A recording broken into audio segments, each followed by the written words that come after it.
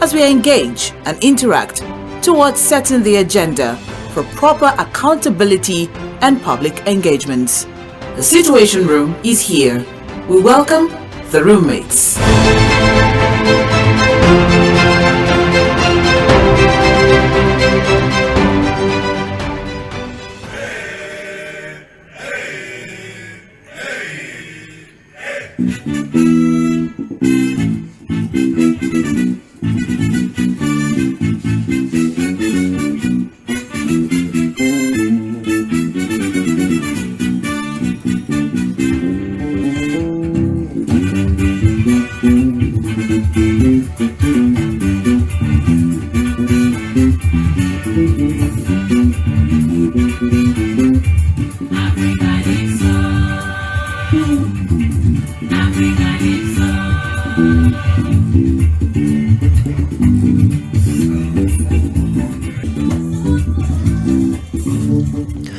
Okay, it's my pleasure to have you join us on today's show, The Situation Room, live on Mainland 98.3 FM, the sound of Lagos. Well, today is the 4th day of August 2023, and I want to especially welcome you to the Friday edition of the program, the last edition of the program for the week. And remember, I said it in the course of the week that usually on Fridays we don't have guests, we don't usually have topics, but today we had to just open things up so that we can have a conversation with someone you certainly want to get to hear. Funny enough, I received quite a lot of messages since yesterday morning when I put out the flyers in respect to my guest coming up on the show today. Well, let's get straight up into it. This program is just for 55 minutes. And then we would, have a very open conversation. At some point on the show, we'll open the phone lines and so that you can follow us and also drop your comments. And don't forget that we're streaming this program live on all our social media platforms. On Facebook, facebook.com/mainland 98.3 FM, and on YouTube, mainland 983 FM on YouTube. Search us out, and you can also listen anywhere around the world on Radio Garden. I just search for mainland 983 FM. So let's get straight up into it.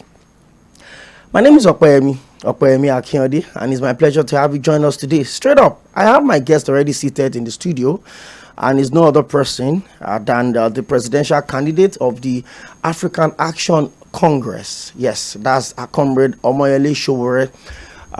There's a lot of history around him, and the start of this conversation would open it up a little bit.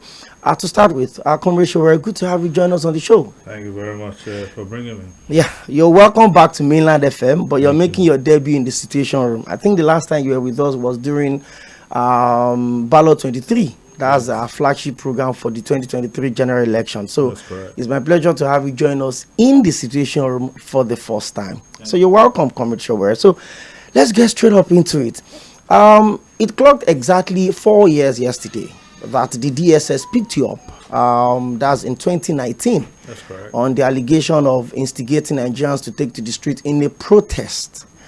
And that led to you having city restrictions for 3 years, from 2019 till 2022, before you were allowed to move out of the FCT Abuja. And going back a little, you've actually been someone that had stood up for everything democracy represents. I've seen videos of you. I've seen pictures of you as far back as 30 years, making your voices heard, being on the train of the late Moshood Kashima Wolawale Abiola. But when you had that restrictions, when you had your liberty to move around taken away from you, how did it make you feel? Let's start from there. Well, it is important, and I want to use this opportunity to thank everyone who had followed my journey in the last 4 years in particular, and those who have supported both at home and abroad, to ensure that those who were in power and in government at that time were shamed out of what they did. I don't think it is not premature to celebrate anything yet. It turns out that I will be one of the first 3 persons in history that was restricted to a city or a village in Nigeria's history. 2 since independence. The first one was Pa Imodi, who was restricted to Auchi by colonial masters because he was giving them a hard time, and Chief Obafemi Awolowo was restricted to Lekki town most people in Lagos don't know where the real Lekki is. We only know the urban Lekki. It's actually about 3 hours drive today from the Lagos Island. And I was privileged to be there last week or so for a marathon race. And I saw the place and I understood what he must have gone through. And then it was myself. But I didn't feel any different. I didn't feel different from when I was abducted on August the 3rd, 2019. And I didn't feel different when I was flown on a rickety plane, which I later learned might have crashed now, one military plane. I think it's one of the planes that either killed the chief of army staff or so.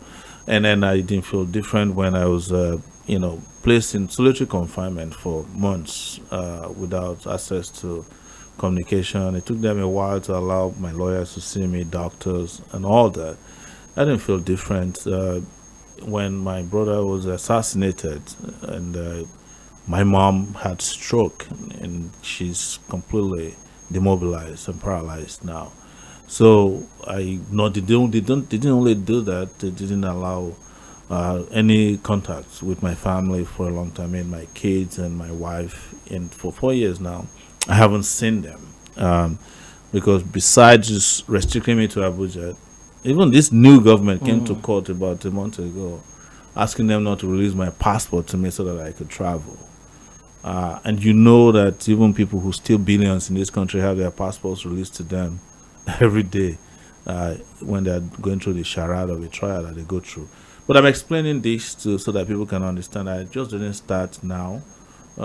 When I was starting out, I also faced a lot of tribulation. I was expelled from the University of Lagos.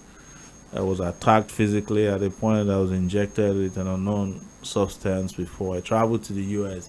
So I've been through it all. And anybody who travels my way, the trajectory that I chose in life, must expect this to come with as part of the risk of doing what we do. It's very dangerous to speak truth to power in a country where truth is a stranger to power.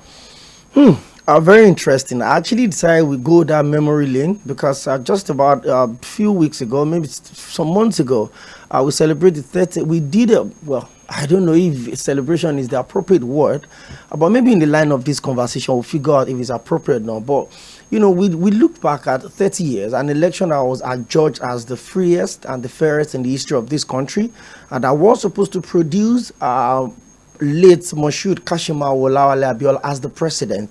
You were part of that transition. You were part of the whole movement as young as you were back then. Bring it down to where we are right now. Have we had anything to celebrate within the space of those 30 years from your own observations? Well, I think part of the reason why people are nostalgic about June 12 is because the democracy culture in Nigeria has deteriorated to the point that we no longer hold elections. What we do now on a periodic basis is selections. So anybody who was around in 1993 can then understand the value of that particular day.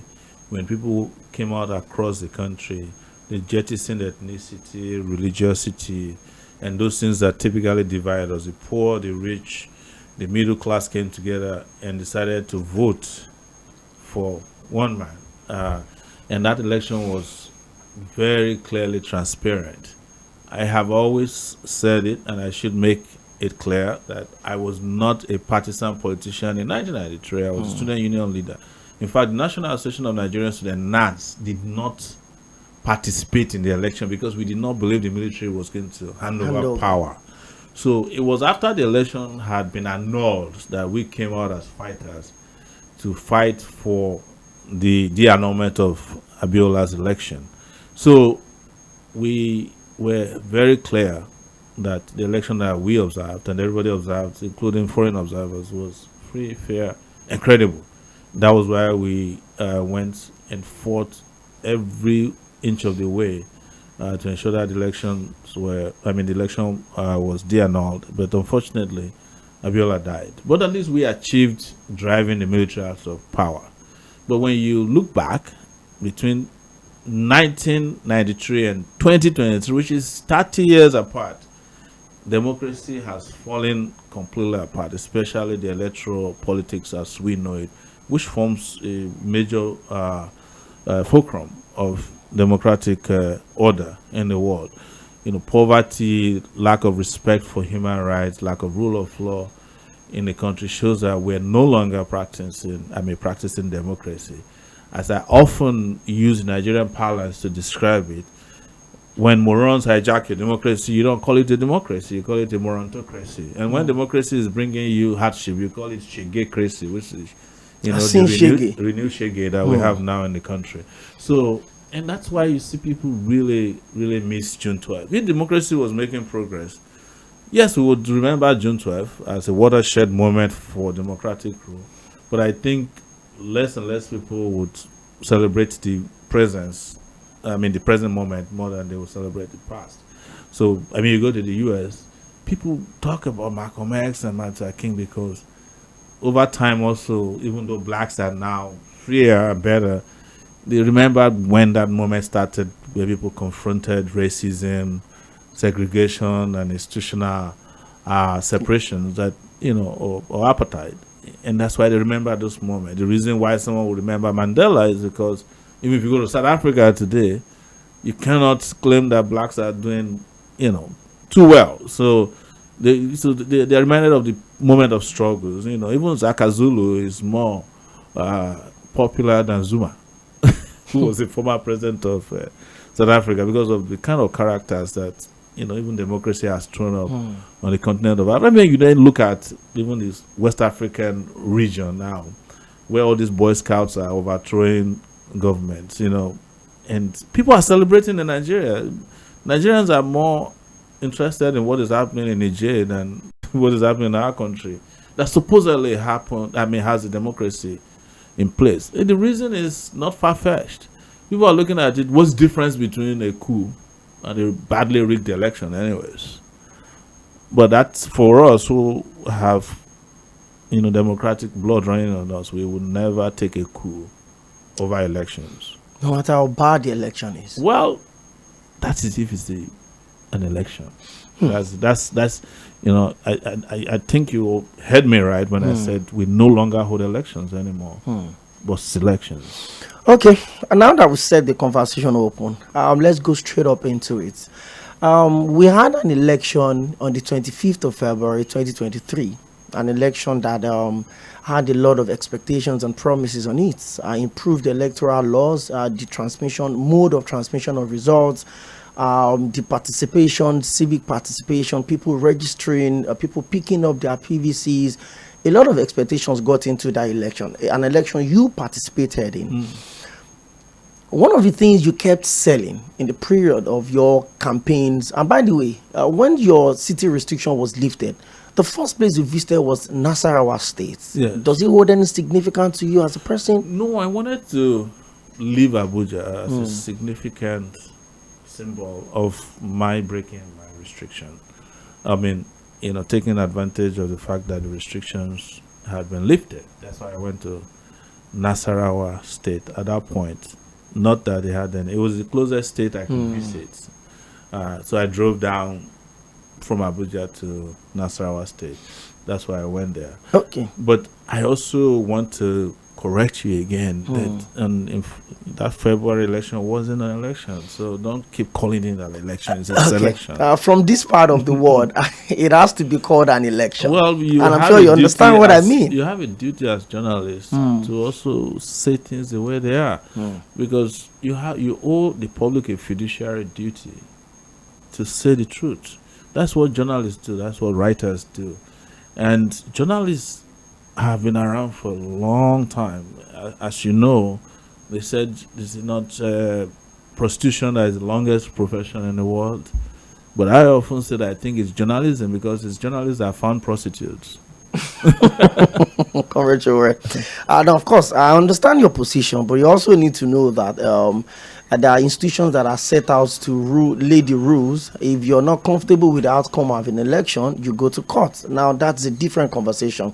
Now, let's go straight up into. By the way, I was streaming this program live on all our social media platforms again, on Facebook, facebook.com Facebook.com/Mainland 98.3 FM. I'm already seeing your updates. And of course, on YouTube, you can watch us live. So let's go into it. INEC gave us hope as a build-up to that particular election of 25th of February and 18th of March, the general election. The build-up was good. The conversation was loud. People showed interest, even though the numbers didn't particularly align.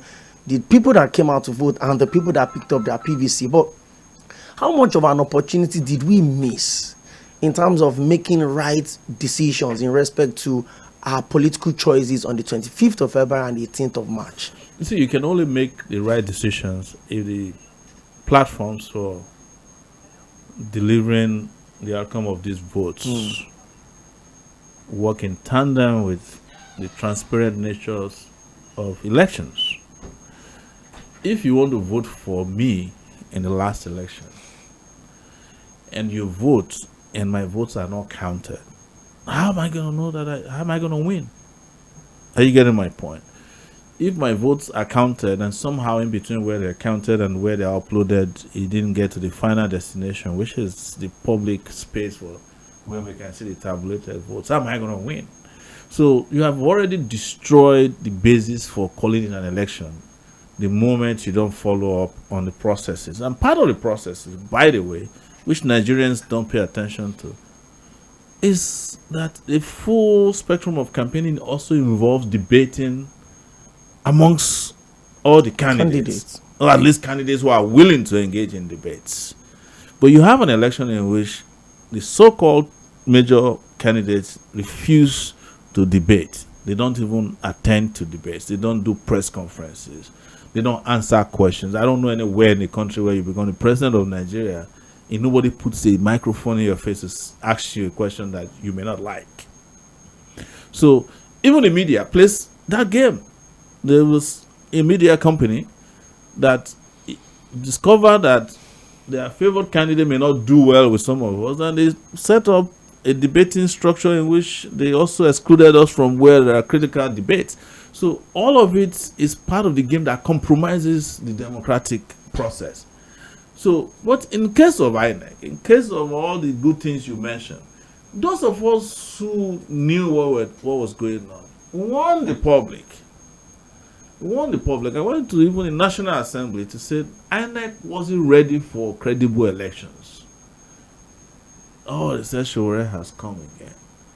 Because I personally stress tested their website and discovered that it had no capacity to deal with the number of connections of queries that might come on. That is a simple thing with websites.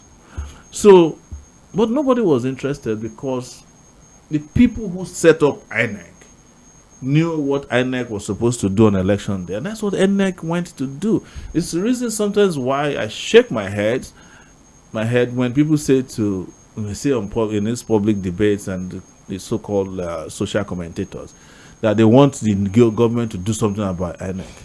Government hired INEC to deliver on a particular purpose, and INEC did exactly what they were asked and hired to do. Every other thing, they have asked you to go to court. So why did they ask you to go to court? Because they also own the courts. So when the courts come out with their verdict, they are saying accept it. If it's in your favor, accept it. If it's not in your favor, accept it. Or you proceed to the next stage of litigation. And let me say here that credible elections ought not to go to court. We borrowed this idea from America, right? Voting, democracy, and all of that. American courts, as a rule, avoid getting involved in electoral matters. That was why you didn't have a pronouncement on Donald Trump's claims. And today, what the courts are doing in the U.S. is safeguarding democracy. A former president of the U.S. has been indicted 3 times since his last election. There's no former president of Nigeria that was ever indicted for rigging elections. The one in America, almighty America, Donald Trump, is being indicted, and yesterday he was charged officially for claiming he won an election that they said he didn't win. Not that he rigged the election. The system didn't allow him to rig the election because somehow it may not be foolproof, but the system is there to ensure that one person doesn't take advantage of the system. But here, if you are president, you can rig whatever you want. And nobody will ask you why you're in office or why you're out of office. You can even brag about it after you've left office that you used to rig election. Nobody will call you. No prosecutor will invite you. No police will, In fact, the more notorious you are, the more police protection you get. So that is the problem here. And that is why I keep asking the media, because somehow I'm nominally a member of course, the fourth estate of the realm, that the media should continue to act as the fourth estate of the realm and not the fourth saboteur from the realm, from behind. It's very important that we keep calling out these things the way they are. I understand that you have your encumbrances, you have people who are monitoring everything. You say they will ask you to pay a fine, because at the end of the day, the people who own your platforms are your advertisers. But I also know the game of advertising. So. Of course, behind all of these rules, there would always be opinions. Yeah. Now let's move in from it again. You were on the ballot in 2019. Yes. You were also on the ballot in 2023. And I want to ask you this question. Your approach to campaign seems to have some tendencies of radicalism in it. Now, this is on the clear part of your ideology of leadership and politics. In 2019, the numbers are there. In 2023, the numbers are also there in terms of your result as the presidential candidate of the African Action Congress. Stand your kind of politics. I don't think they don't understand my kind of politics. I think there is been a deliberate creation and conditioning of Nigerians over time to act, sometimes with due respect, and I'm sorry to say this, to act against their own best interest. That's what I see. And I'm not the first in this line of examples. In this part of the world, people talk about Obafemi Awolowo, right? His politics wasn't even as radical as mine. He was more of a liberal socialist. He had never, as we know, had any protests. He didn't do the kind of things we did. But the system was intolerant of him. The Nigerian people didn't tolerate his brand of politics, even though they knew it was good. If you fast forward and you come to Chief Gani Fawemi in 2003, it is obvious that the Gani Fawemi who was dying was better than an Obasanjo who was alive. But people did not vote for him. At least, it is not true that people don't want to vote for these ideas because they are liberating. But the system is so well organized to ensure that this kind of ideas don't percolate. There's disinformation and misinformation about who we are or what we represent. And also likely because they control the levers that determines the final outcomes. Are you getting my point? So then you have good candidates, also good voters, but in between that most important connection, which would deliver a free and fair and conscientious voting person, does not exist. And for a number of reasons. They've created divisions, and they've created hunger, poverty, starvation. They have perfected, most interestingly, the use of religion to divide people and put it out there, even without saying it publicly, nuances that condemns the best and promotes the worst in the country. And that is what and where we are today. Look at the last few days. We're talking about ministers. In my responses, and the reason why I'm not saying anything about it, is like, the truth is that even amongst the political class, they have run out of good people because their recruitment process over these years only recruits rogues. I'm sorry to say this, but that's the truth. And even amongst the rogues, they have run out of the best of the rogues. That's complex. It is complex, but true. So at the end of the day, they can't even figure out who to appoint to positions when they get to power that can appeal to the public. They can't even find anybody who can pretend to be good as representatives or as appointees of government, because they've run out of those kind of characters. So if you're in the media in the last few days, you are hearing about people who never went to school, have been nominated, people who forge NYC certificates, people who have been to prison, people who have, huge files at EFCC. It looks as if the more corrupt you are, the more popular you get in the pecking order of the criminal political system in the country. So, but your question, which must be concretely addressed, is why are the people of Nigeria not rising up and rising above what must have been, whatever it is that is standing between them and making the right decisions? It is all of the above. But at a point too, people must sit down, Nigerians now as individuals, and ask themselves, why are we doing this to ourselves? Why do we keep defending? Because if you look at political leaders in this country, and especially the worst ones, the people who defend them are the people who suffer the most. Even on social media, you see people who have never had a job before in their life. You look at all their pictures, it's Tinubu, Atiku, and all these people, and you're asking them, why are you doing this to yourself? Why don't you just make your DP blank instead of just hurting your own personal sensibility and personal integrity? But it is part of how societies like this work. Serious mental and sometimes physical conditioning, because where they can get you mentally derailed, they will, through enforcement, put you in your place. And fear in this regard is a dominant factor in what rules people's mind. Because I've met people who said, we love you, we want you to be president, but we prefer the devil we know, or the lesser evils. And I've never heard that there's a lesser evil, because I only know one evil. And evil is what it is. Is what it is. Okay, I decided to chip in that question quickly, so that I would open it up. Now, as a build up to this election, you actually stated a few things in your last conversation now.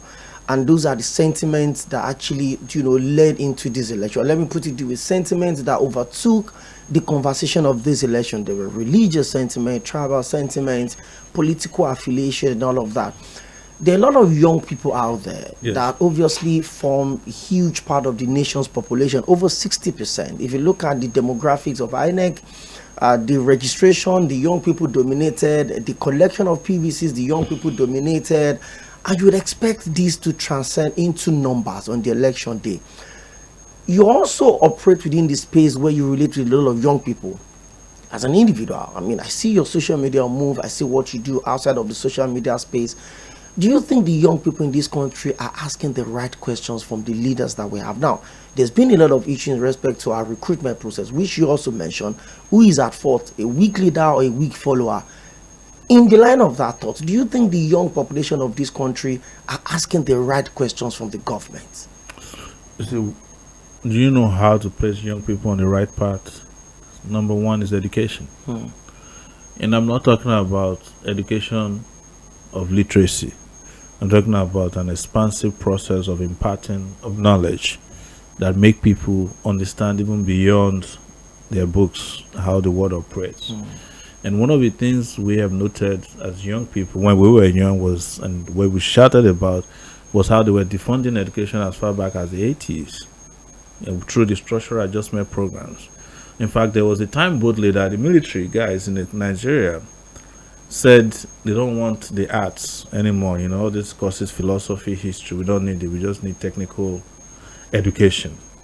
To the point that I think it was during Abacha or Babangida's time, a retired military officer was made a vice chancellor of a university, Kotangora. That was it. And then came a period that they started encouraging strikes, closure of universities over the slightest possible provocation. Universities are closed down. And I experienced in 2022 also a year of closure of universities across Nigeria. you tell me, what kind of young people do you think those will produce? That is in addition to the destruction of the fabrics of student education, apart from, because even student unionism is education.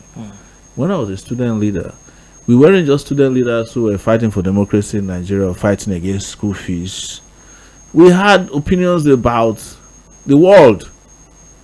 You know, we had opinions about which country should invade which country, which one we would support between Russia, you know, the USSR and the US. We had all those ideological, you know, divisions and convictions in our time. But you walk into any university today, you can't get that anymore. If you are not David